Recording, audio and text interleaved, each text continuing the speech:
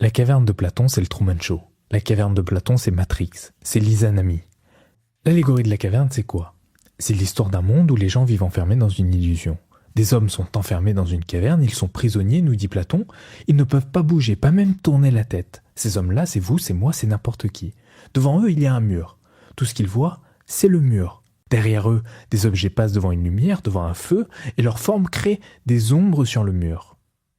Les prisonniers ne voient donc que les ombres. Comme ils ne peuvent pas bouger ni se retourner, ils ne voient jamais les objets pour de vrai. Ils sont persuadés que les ombres qui leur apparaissent sur le mur sont la réalité. En clair, ils prennent les illusions pour la vérité. Ça, c'est la première partie de l'histoire. Mais il y a une seconde partie à cette histoire. Un jour, on libère un prisonnier, on le détache, on lui fait découvrir le monde extérieur. Évidemment, comme il a vécu toute sa vie dans une caverne, il a mal, ses yeux brûlent. Sous-entendu, la vérité est difficile à accepter. Mais avec le temps, comme à la sortie d'un tunnel, il s'habitue. Il comprend peu à peu que tout ce qu'il a vu jusque-là n'était pas la vérité. L'homme qui sort de la caverne, c'est le philosophe.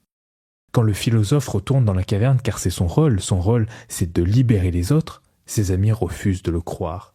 Ils refusent de l'écouter, ils le prennent pour un fou parce que la vérité, pour eux, ce sont les ombres. Voilà. Ça, c'est l'allégorie de la caverne. C'est ce qu'on nous dit généralement. Et alors, en quoi c'est intéressant? C'est quoi le message? Pourquoi il nous raconte ça, le vieux Platon? Eh bien, c'est ce qu'on va voir. Aujourd'hui, on va donc parler de Platon et de l'allégorie de la caverne, simplement.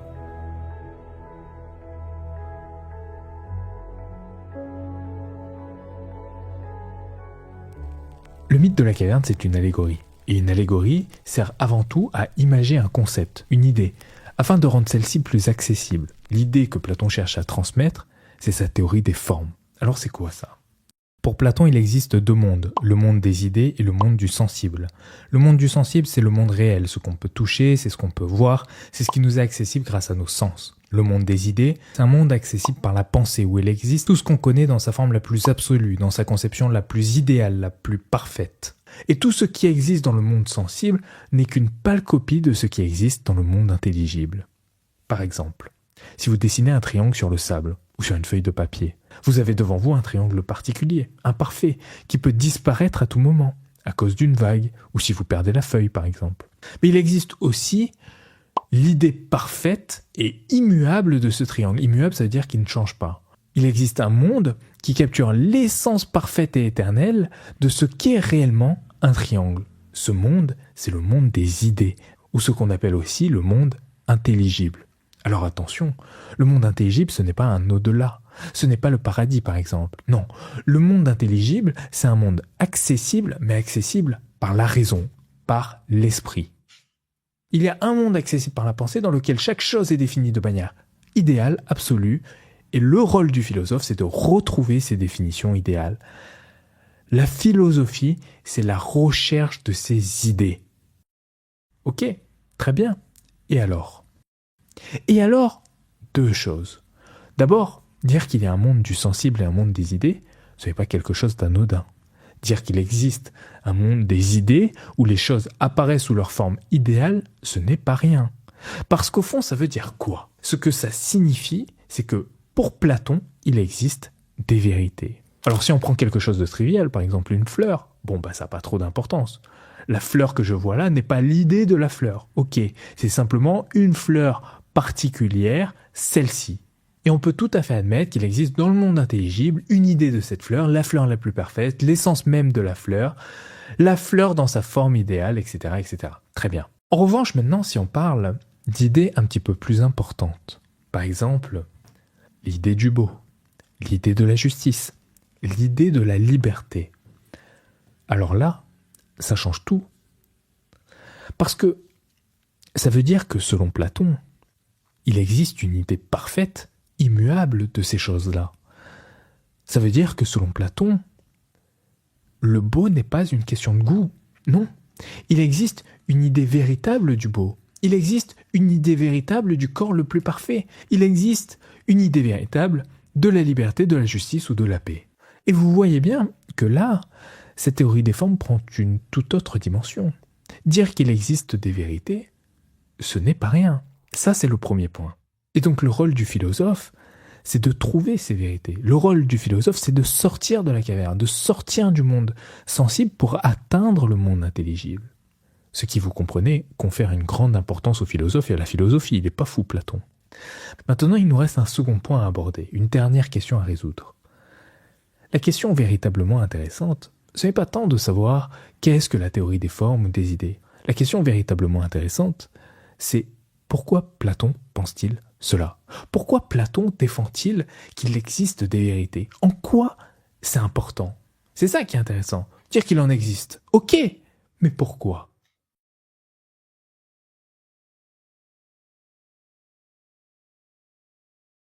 Pour comprendre pourquoi Platon est si attaché au monde des idées, il faut s'intéresser à sa vie. Pas toute sa vie, je vous rassure, mais quelques éléments importants. D'abord, Platon vit à Athènes. Il vit à Athènes dans une période de crise politique. À son époque, Athènes connaît notamment la chute temporaire de la démocratie et l'instauration d'un régime oligarchique, puis un retour à la démocratie.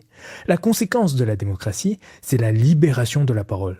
Qu'est-ce que la démocratie avait rendu possible? Elle avait rendu possible le fait que n'importe qui puisse prendre la parole, défendre ses idées et essayer de convaincre. Et quand la parole prend de l'importance, une nouvelle discipline naît, et cette discipline, c'est la rhétorique. Les instituteurs de la rhétorique, c'étaient les sophistes. Alors aujourd'hui, quand on utilise le terme sophiste ou sophisme, c'est un terme plutôt péjoratif, à cause de Platon justement. De nos jours, un sophisme, c'est un argument trompeur, un argument qui a l'apparence du vrai, mais qui, en réalité, est erroné. Cela dit, à l'époque, les sophistes étaient surtout des professeurs destinés aux jeunes hommes, issus de familles riches, bien sûr, parce qu'il fallait les payer, qui enseignaient l'art de bien parler, l'art de convaincre dans n'importe quelle situation.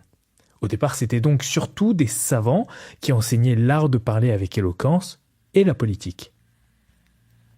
Le problème de cet enseignement, c'est qu'il a conduit à des conséquences négatives. La principale étant qu'il ne s'agissait plus la plupart du temps de dire quelque chose de vrai ou de bon pour la cité, mais d'avoir raison, d'emporter l'adhésion de la foule. Un sophiste bien connu, c'est Protagoras. Il est connu notamment pour cette citation « L'homme est la mesure de toute chose ». Ce qui signifie que, de toute manière, c'est les humains qui décident de ce que valent les choses. En clair, tout dépend de comment on voit les choses. La vérité n'est qu'une affaire de perspective. Alors, vous voyez, pour les sophistes, c'est pas très grave de dire n'importe quoi pour convaincre, car de toute manière, tout est question de perspective. C'est une caricature. Mais l'idée, c'est celle-ci. Ce que tu penses être le bien ne l'est pas pour moi. Ce que tu crois être bon, ce n'est pas ce que je pense. Ce qui te paraît être n'importe quoi me paraît cohérent. Et inversement, vous avez compris. Donc, avec la démocratie a émergé la rhétorique, et avec la rhétorique a émergé la sophistique. Gardons ça en tête pour le moment. Maintenant, il faut qu'on parle d'un personnage important, et ce personnage, c'est Socrate.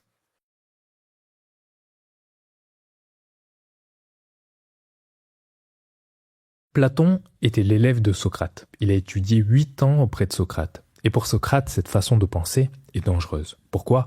Parce qu'en démocratie, des hommes qui disent tout et n'importe quoi peuvent convaincre n'importe qui et s'emparer du pouvoir. Parce qu'au fond, ce qui compte, ce n'est plus les compétences ou l'aptitude à diriger la cité, mais la capacité à plaire au plus grand nombre. Alors Socrate va se donner pour mission de ramener les gens à la raison en quelque sorte. Comment? En discutant avec eux. Socrate va passer son temps sur la place publique et discuter avec toutes sortes de gens. Des gens intelligents, des gens moins intelligents, des gens qui se la pètent, des gens humbles, etc. À chaque fois, il discute avec ces gens-là et il va les pousser dans leur retranchement. Un tel va lui parler de la nécessité d'être courageux pour un soldat. Il répondra « Mais qu'est-ce que le courage ?» Un autre va lui dire que cette situation est injuste. Il répondra « Mais qu'est-ce que la justice ?» Un dernier lui parlera de ses problèmes de cœur. Il lui demandera « Mais qu'est-ce que l'amour ?»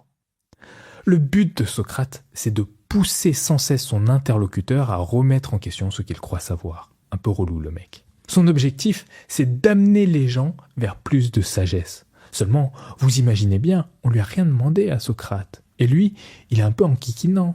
Et donc ça va lui attirer des ennuis.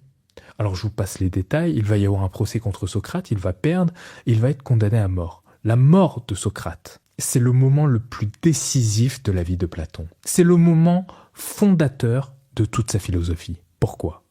Parce que sous ses yeux, Platon va voir mourir non seulement son maître, mais le seul homme, selon lui, qui enseignait gratuitement, auprès de tous, et dans le seul but d'amener les gens vers plus de vérité.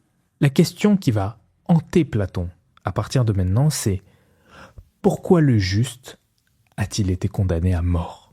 Pourquoi l'opinion triomphe-t-elle sur la vérité? Pourquoi préfère-t-on les gens qui savent bien parler à ceux qui nous poussent à réfléchir? Aux yeux de Platon, la cité démocratique a tué celui qui cherchait le vrai. Alors Platon va être très virulent au sujet de la démocratie, ce sera le thème d'une future vidéo. Mais Platon aura surtout la volonté de prouver qu'il n'y a pas, dans ce monde, que des opinions. Il existe aussi des vérités. Vous allez me dire, ok, mais comment? Eh bien c'est simple, Platon va se servir des mathématiques, il va dire, quand je dis 2 plus 2 égale 4, tout le monde est d'accord, n'est-ce pas? C'est une vérité, c'est pas une opinion. En géométrie euclidienne, la somme des angles d'un triangle est égale à 180 degrés, c'est une vérité, ce n'est pas une opinion. Il existe donc en ce monde des vérités.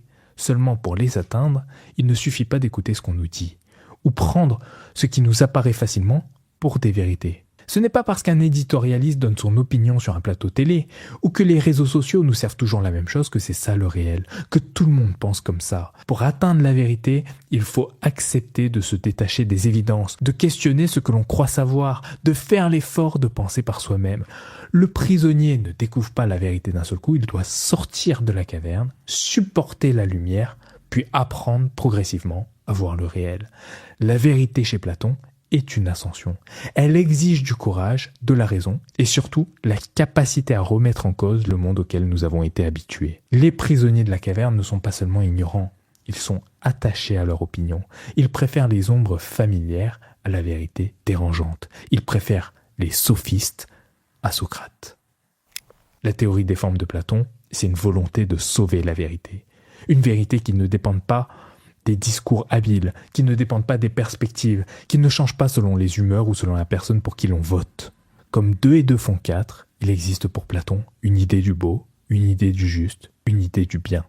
Le rôle du philosophe, lorsqu'il a atteint ses idées par la raison, est alors de retourner dans la caverne pour libérer les prisonniers.